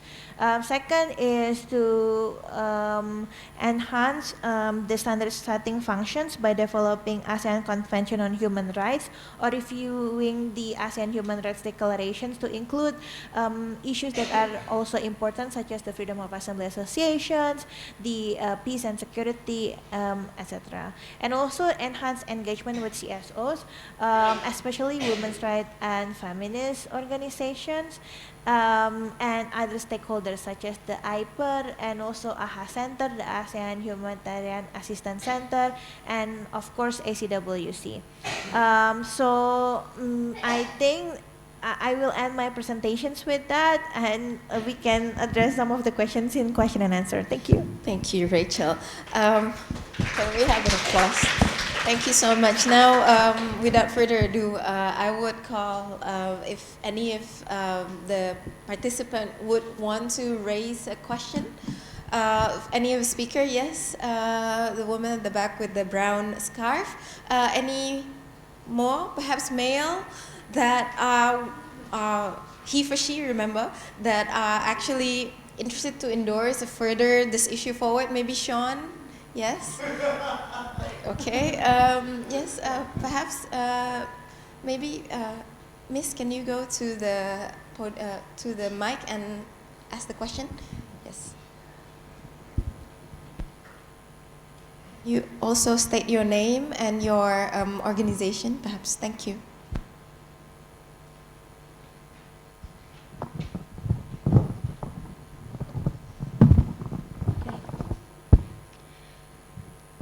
Okay, thank you for the opportunity. My name is Sofia Dilavarana, and I'm from Faculty of Law, University of Indonesia. I want to ask about this case. Regarding to women, peace and security agenda, I wholeheartedly agree about the involvement of education in order to educate that women has equal rights in conflict decision making. But however, students have been struggling in scope of university, which is the sexual violence cases that lead to discrimination of women as victims. The problem is, in Indonesia, the universities don't have regulation to protect the women as victims of sexual violence, and most of the cases are lead to peace agreement or forcefully silenced by society as the victims still portrayed as shameful act, such as the Agni case in University in Jakarta. The problem sometimes also occur from law protectors such as police and judge, which we barely able to give them the physical proof to present in the court to charge the sexual predators as guilty. What do you think of this situation? And do Indonesia or all ASEAN countries in urgent need for significant law to cover the sexual violence acts, or does National Action Plan also include this law as part of the agenda? Thank you. Thank you, Sofiani. Sir, can you please? The reason I know this man is because he's a research fellow at CSIS. But can you mention your affiliation? Sure. So as Dr. Fitriani said, my name is Shan Amin. I am a student at the University of Wisconsin-Madison. I'm also a visiting fellow here this summer at CSIS. I wanted to talk a little bit, and this was probably most directly directed at Ms. Rachel, but maybe everyone can sort of speak to this. There's the idea that the general human rights council or general human rights framework should be applied to women, peace, and security is something that's sort of, this tension is being discussed, and something I would worry about is that if these larger organizations or these broader frameworks are applied to things, though they do have more resources and more institutional backing, they also might sort of co-opt the efforts into ones that don't adequately address the specific needs of women and the specific ways in which women are involved in peace and security. So how would you suggest maintaining sort of this level of autonomy and stakeholdership for women when negotiating with these broader governmental or other bodies? Thank you. Thank you. Because of the time limitation, do you have any more question? Please, on the man at the back. Yeah.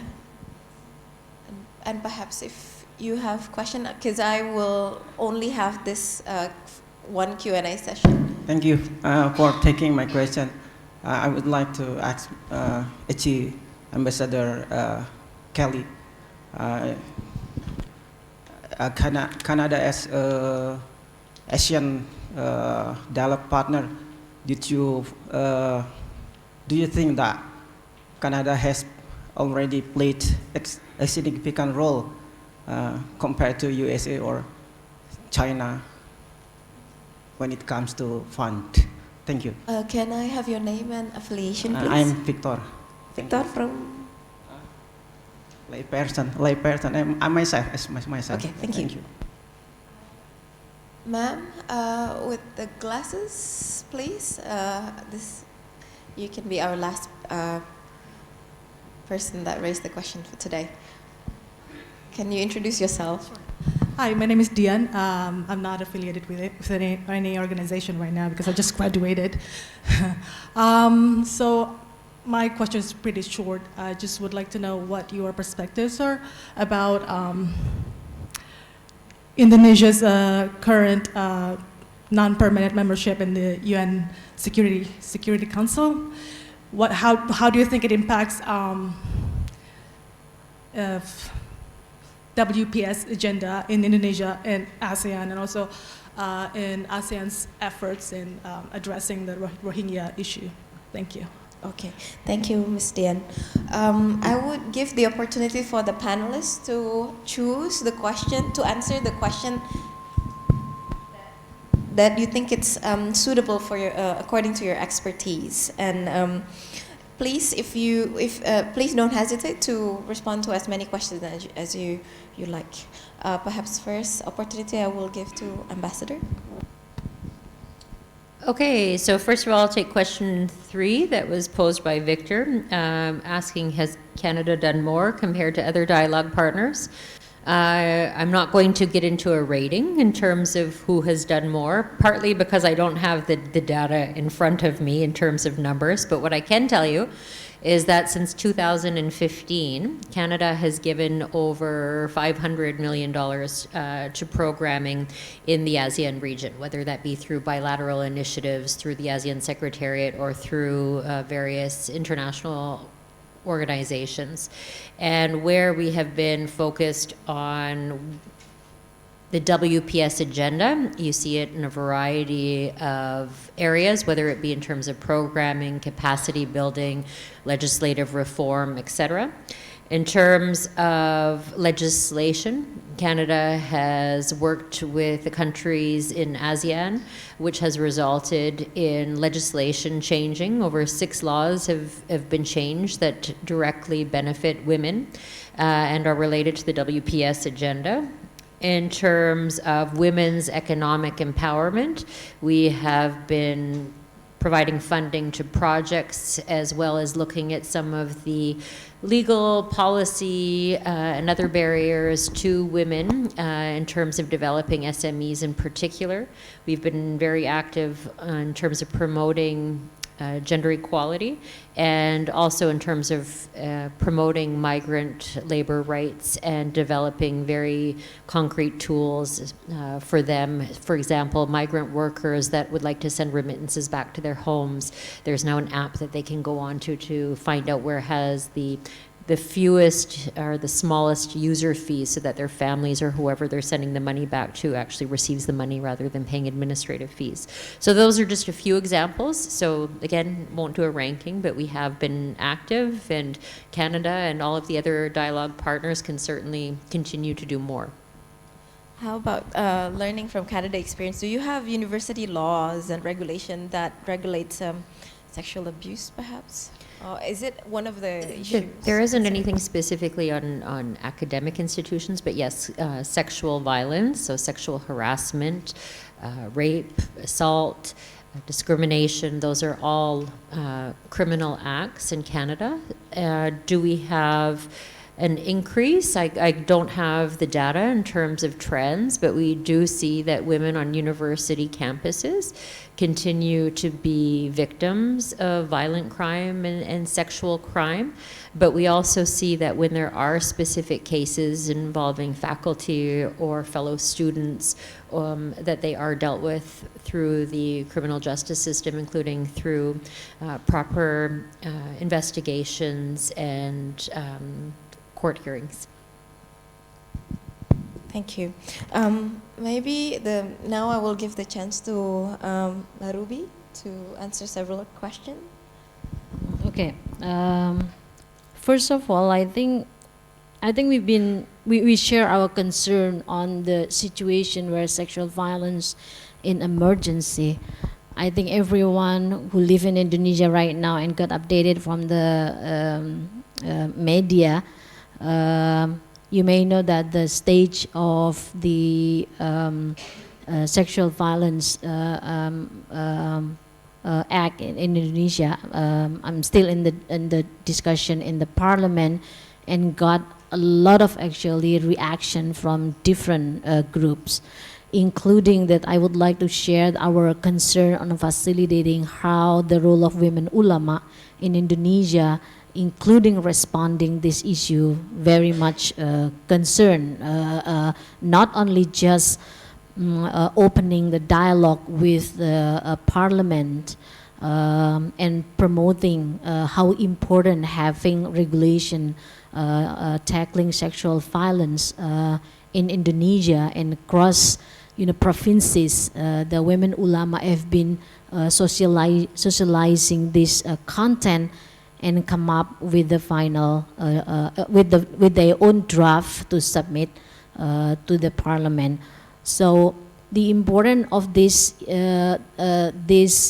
issue is there are some groups who are very conservative, playing around this issue and trying to actually cancel the process or the demand in the parliament.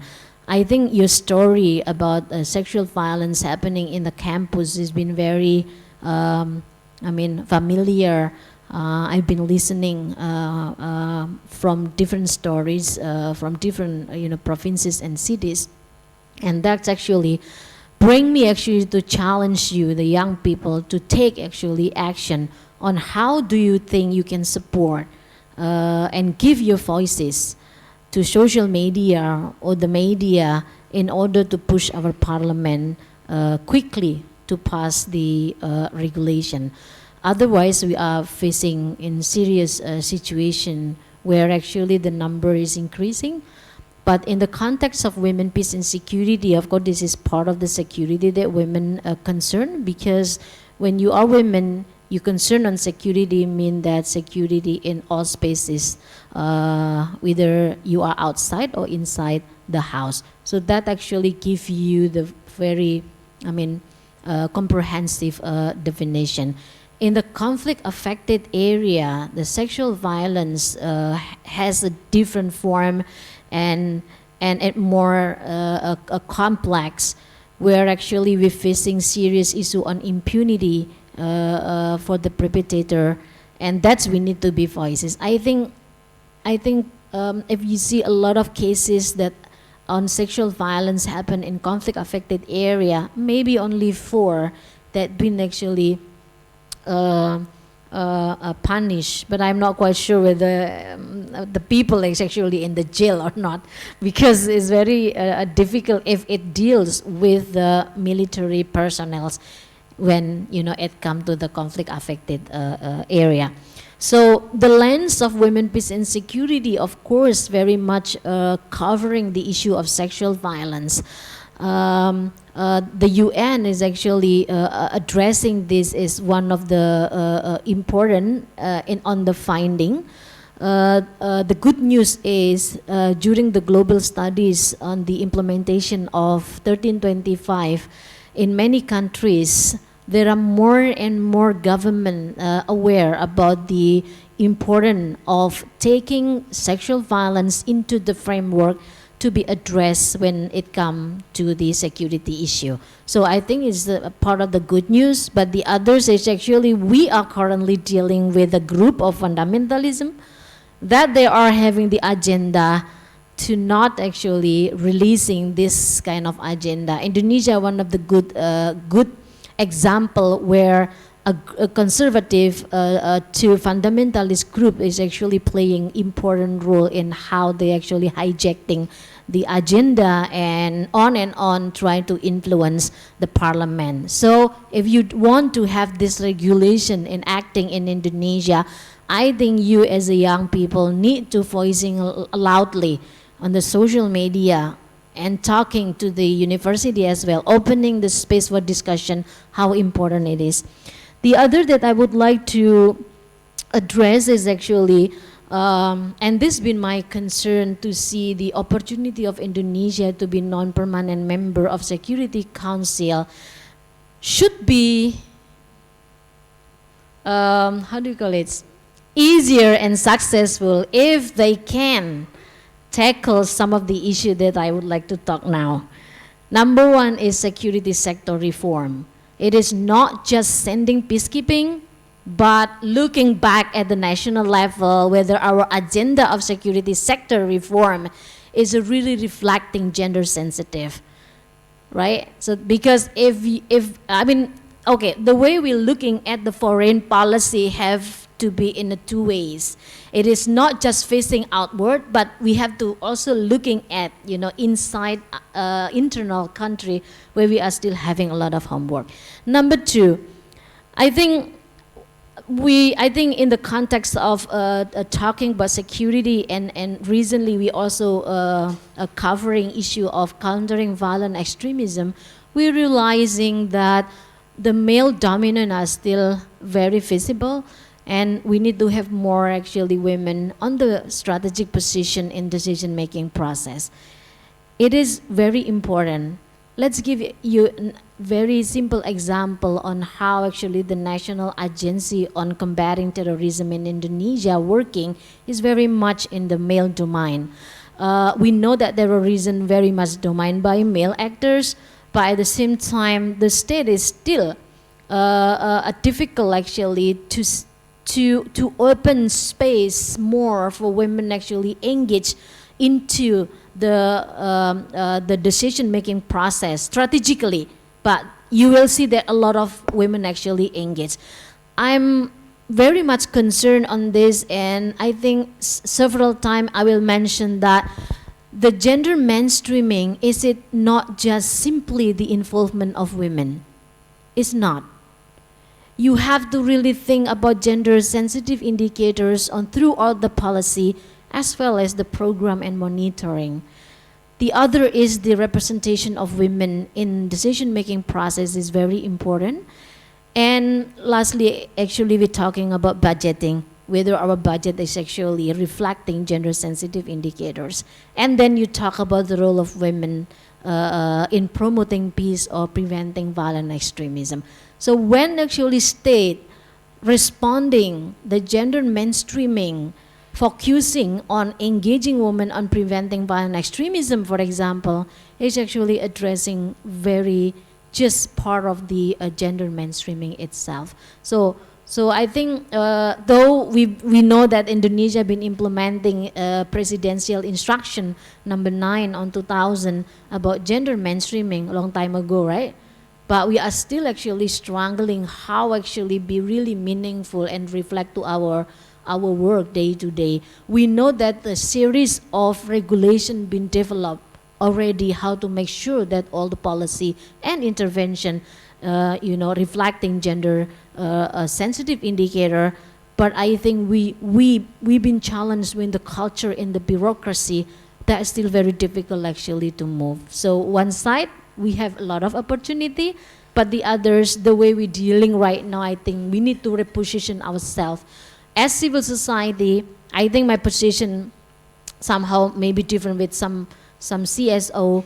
Say I love to enter into the room where actually collaboration and partnership with the government much more strategic for me. And lastly, I think in terms of winning or championing our role in international relating with women, peace and security, or as the non-permanent members in Security Council, I think Indonesia, being a member, should be able to ensure that the implementation of women, peace and security at the national level and local level is really reflecting the results. Because what actually been the state promoting at the international level mean that your national level been actually implementing very well. And that is need a lot of coordination among the actors, not only with the civil society, I think with the ministries, among ministries themselves, is really requiring consistency as well as extra effort on coordination.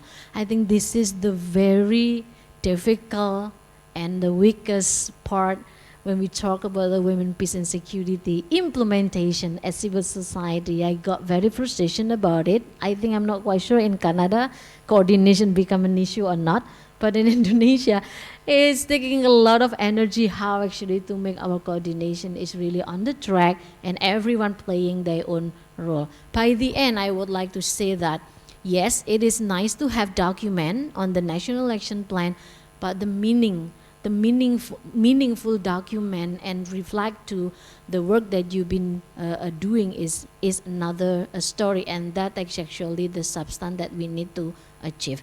As Asian Muslim Action Network, we work beyond the document. Have been 12 years that we would like to ensure our society, our community experience conflict before is really implementing and strengthen their resilience. And can you just show just one slide on my presentation, please? Just to give you an idea how actually you can also playing important role when it comes to how women, peace and security make sense in your own work. As a drafter of the National Action Plan, I'm not satisfied if it comes to the document how government can actually using the document. Yes, can you next? Yes, no, next more, yeah, okay.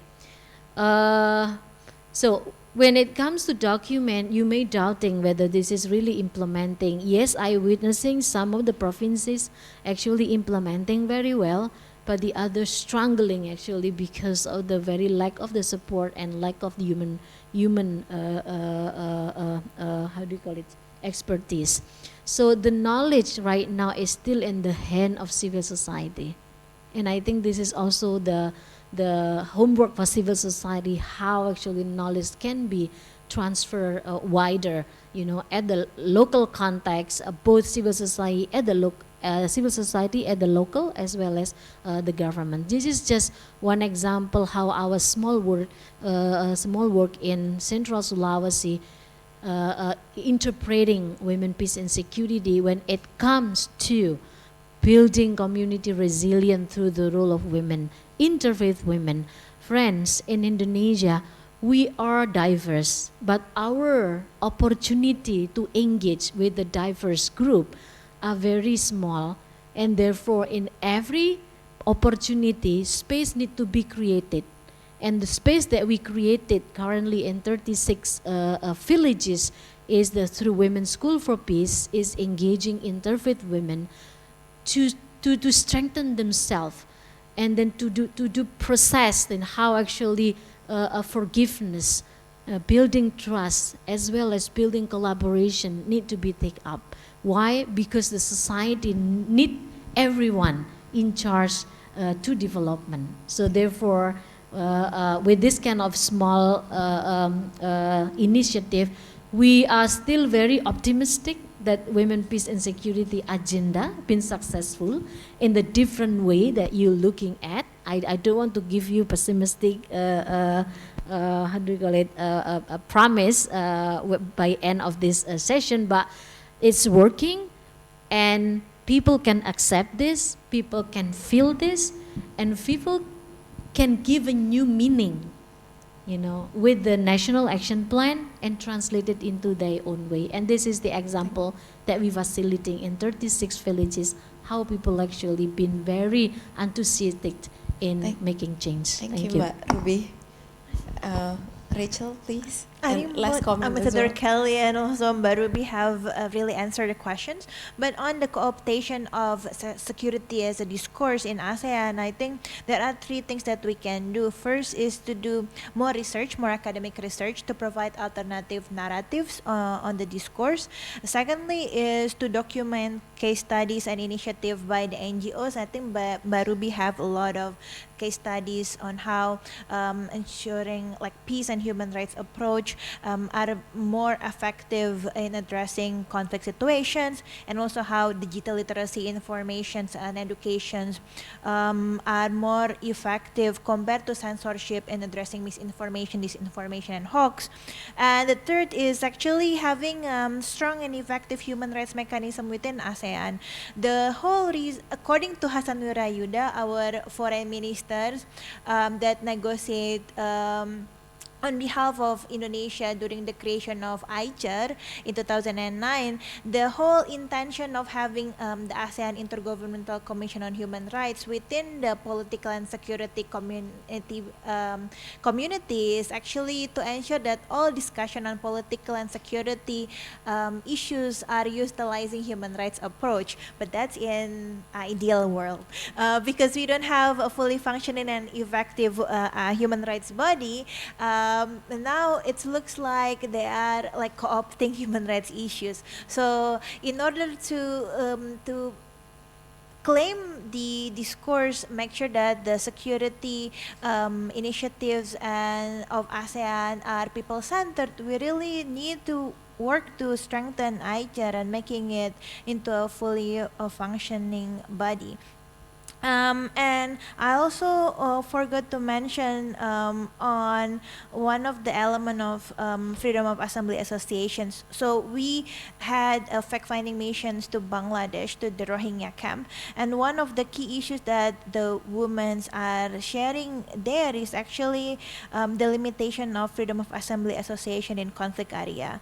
And in some cases, it also happened in the area where business are intervened with using a mega project. So I think that also need to be included.